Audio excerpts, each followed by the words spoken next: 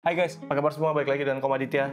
Hari ini kita akan unboxing sebuah drone baru yang saya beli dari Sriwijaya Kamera. Makasih banyak Sriwijaya Kamera udah gercep ngasih saya antrian yang cukup rapi lah, paling depan kayaknya nih. Anyway, ini adalah DJI Mavic 4 Pro.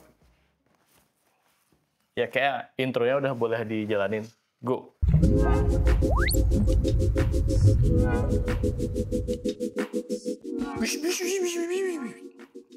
Ya, anyway, ini adalah DJI Mavic 4 Pro Creator Combo yang 512 GB internal RC Pro 2. Karena project-project saya ini makin kesini makin banyak itu dokumenter gitu ya, yang speknya minta yang super tinggi lah. Akhirnya saya kemarin kayak ya udahlah, kita langsung aja lah, kita buka dulu.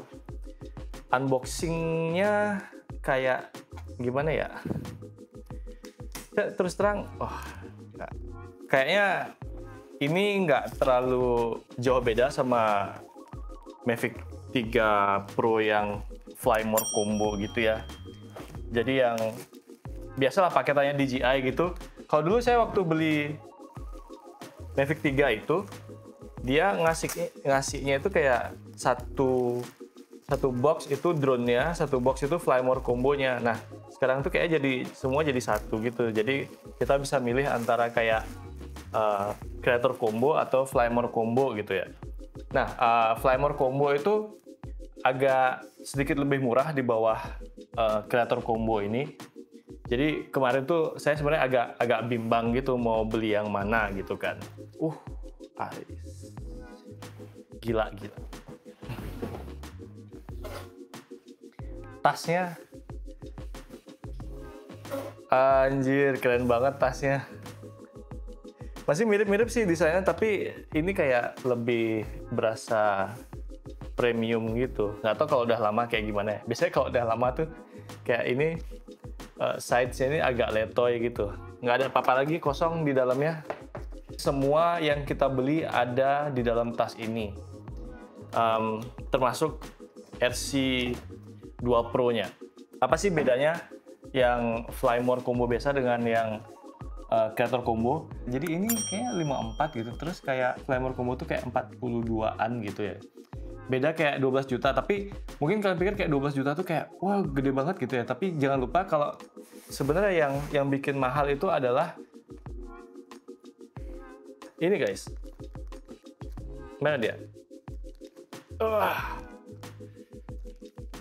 Ini remote yang kalau kalian misalnya punya dulu yang Mavic 2 Pro atau misalnya Mavic 3 Pro, itu untuk para profesional pakainya itu DJI RC Pro yang warna hitam yang gede itu. Nah, itu sebenarnya sama aja dengan remote DJI RC yang biasa gitu, tapi dia tuh punya kayak jangkauan yang lebih panjang, terus juga kualitas layar yang lebih bagus, dan sebenarnya yang paling penting adalah HDMI out-nya ini guys. HDMI out ini bisa langsung ngirim ke monitornya produser gitu, jadi produser, director, atau DOP gitu. Jadi harganya dulu itu kalau nggak salah sekitar 15 jutaan gitu. Nah, sementara kalau misalnya sekarang di Creator Combo ini, selisihnya dengan RC2 Pro ini jadi kayak cuman 10 jutaan gitu lah. Dan selain itu bukan cuman remote ini aja sih yang bikin saya seneng gitu ya. Jadi selain itu body drone-nya gitu. Jadi ada internal 512 GB SSD yang kenceng banget, yang memungkinkan kita itu bisa ngerekam 10-bit 422 all intra. Itulah yang bikin harganya itu kayak, menurut saya sih, buat kerjaan saya, ini menurut saya hemat banget. 54 juta dengan apa yang diberikan sama drone ini dan remote control ini, semua bikin saya ngerasa kayak ngeluarin duit di atas 50 juta tuh kayak ikhlas banget sih. Anyway, yang asik dari remote ini adalah pertama dia joysticknya itu sembunyi di bawah monitor ini. Jadi kalau kita angkat gitu kan, asik, dia langsung hidup dan joysticknya itu langsung keluar gitu. Kalau kita tutup, dia akan ngelipat dalamnya. Nah enaknya kita kayak nggak perlu kayak ngidupin kayak double tap gitu kan, double tap terus tahan untuk ngidupin controllernya ini. Oke, kita setup dulu English. Layarnya sendiri kayak enak banget sih, tapi saya pasti akan beliin apa sih namanya ini, pelindung layarnya ini lah. Jadi tablet ini kabarnya sih kayak tablet Android gitu guys. Jadi kita bisa kayak kabarnya bisa nonton YouTube di sini dan kualitas layarnya juga oke banget. Terus wah ternyata antenanya juga di switch-nya tuh ke bawah gitu, jadi nggak ke atas. Kenapa ya? Padahal sih kok ke atas sebenarnya masih ada ruang gitu kan.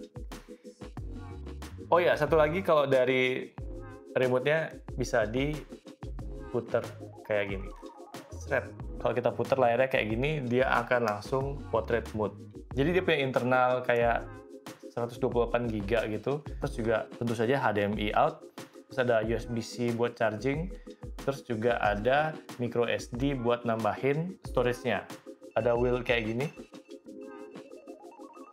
Wheel-nya ini bisa kita assign custom ke apapun yang kita mau, misalnya kayak shutter speed dan sebagainya gitu ya. Nanti mungkin pas setting besok aja kita coba kayak gimana. Ini kita taruh dulu sini lah. Oke. Selanjutnya, jadi kita punya propeller cadangan. Lalu tentu saja ini ada baterainya langsung di dalam parallel charging hub-nya.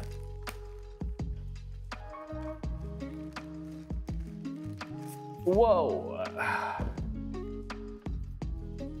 saya suka banget nyimpan plastiknya kayak gini karena atau siapa tahu suatu hari nanti mau dijual kan gitu kan ya. Jadi dia bisa masih rapi aja gitu. Baterainya ya kelihatan lebih gede sih daripada Mavic 3 Pro sebelumnya. Jadi ini kameranya bisa terbang sampai 51 menit. Tapi itu ya berbagai macam kondisi kan mempengaruhi ya. Cuman menurut saya sih kayaknya dengan baterai sebesar ini, apa yang mereka klaim sih harusnya bener ya gitu. Saya sih kalau dari bentuknya ya udah setuju sih ngelihatnya. Lalu kita punya charging hub. Nah, ini ada kabel USB-C to C yang kayaknya ini juga Thunderbolt, tapi nanti kita akan tes. Jadi kalau Thunderbolt dia berarti harusnya sih kenceng ya gitu, bisa transfer data yang sangat cepat sekali gitu. Lalu charging hub-nya ini lebih gede daripada punyanya Flymore yang di bawah ini gitu, di bawah Creator Combo ini, karena ini 240 watt. Dan kenapa dia 240 watt? Jadi dia bisa ngecas baterai ini. Jadi batok ini bisa ngecas charging hub ini.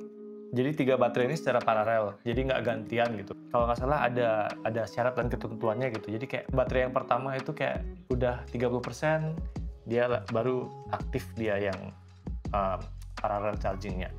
Waktu yang akan menjawab yang kayak gitu sih. Oke, anyway.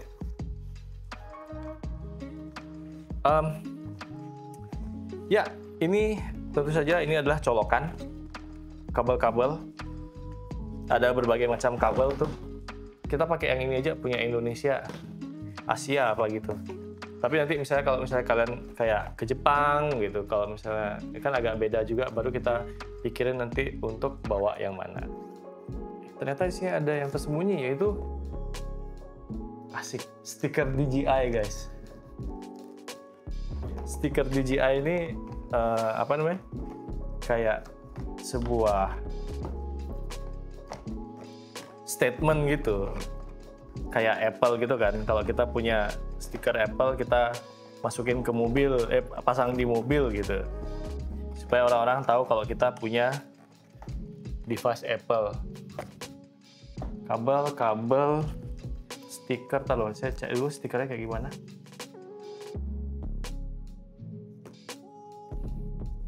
Jadi stikernya ini kayak pengingat gitu, bring the memory card.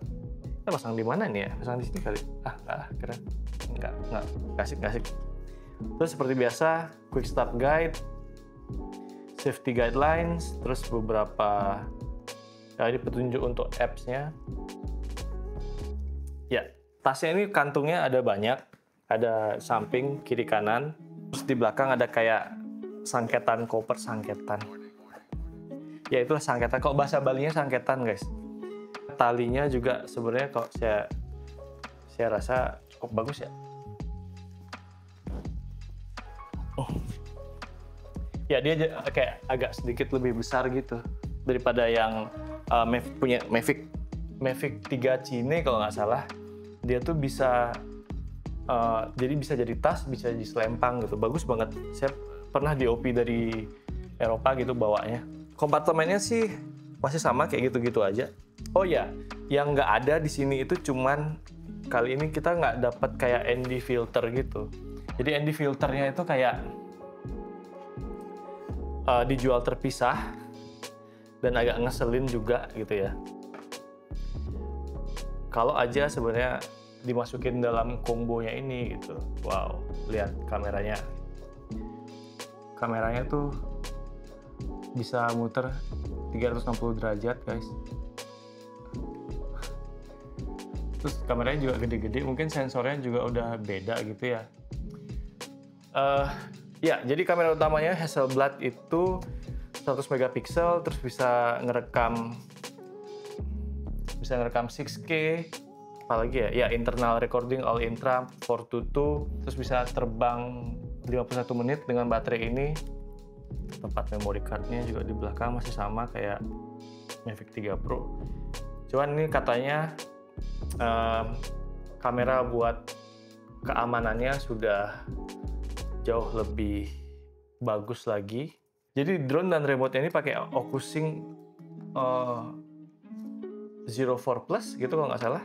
Terus ngidupinnya, untuk ngidupin drone ini sebenarnya katanya sih nggak perlu ngidupin baterainya lagi gitu ya. Jadi kayak katanya tinggal buka yang ini kalau nggak salah.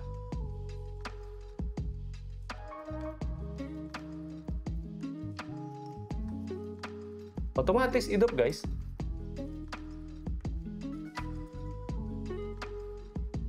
Wih, keren gitu. Jadi kalau kita buka dan dia akan langsung connect sama remote ini. Sekarang lagi synchronize semua data. Saya akan aktifin dulu drone ini. Ya, saya sih paling gitu aja dulu, karena kita cuma unboxing aja. Saya akan setup dulu semua drone ini. Mungkin besok kita akan coba buat tes record dan tes terbang kayak gimana dia terbangnya di Medan Bali ini. Simpulnya sih mungkin teman-teman kalau misalnya tadi sudah menyimak, jadi kenapa saya pilih Creator Combo ini, karena tentu saja 512 GB SSD juga bisa rekam 422 10-bit intra langsung di dalam drone-nya. Terus juga dua device ini bisa hidup langsung dengan cara yang cepat gitu ya. Jadi tinggal buka layarnya juga bagus banget. Terus juga ada tentunya HDMI out buat ngirim sinyal ke, misalnya kayak saya mau pakai HoloLens, di belakangnya saya taruh di mana gitu ya. Jadi saya mounting di remote ini, saya pakai HoloLens terus kirim ke monitor director atau monitor DOP. Dan ini bikin produksian saya itu jadi naik level banget, terutama dengan hasil kameranya, 3 kamera, terus juga Hasselblad, tentu saja kamera utamanya 100 megapiksel, terus juga bisa ngerekam 6K 60 fps, yang mana itu sebenarnya kalau nggak perlu 6K banget sih, saya ngerekam 4K itu masih suka gitu ya. Di log di semua lini lensanya, apalagi ya, ya tentu saja itu aja bikin saya ngerasa kayak drone ini bisa disandingkan banget dengan kamera-kamera saya seperti FX3 dan juga Z6 III yang saya punya di belakang itu. Apalagi ya, paling itu aja. Kita jumpa lagi di video selanjutnya. tes terbang dan juga tes kamera dari Mavic 4 Pro ini. Makasih banyak teman-teman yang udah menyimak. See you in next video. Bye.